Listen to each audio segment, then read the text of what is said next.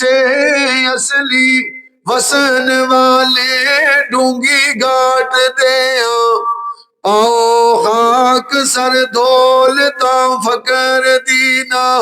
भुखे खास महबूब दी जात दे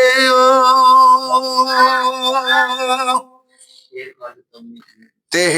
हालता मेरिया रब जाने दोज़ख रखे रब तैयार करके अगे होखियां घाटियां सफर लंबा खर्च रखे नहीं तैयार करके जिन्ना वास्ते पाप हजार कीते घरों कटना उना लाचार करके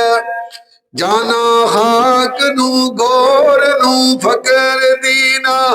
दोए नैन रो दे जारो जार करके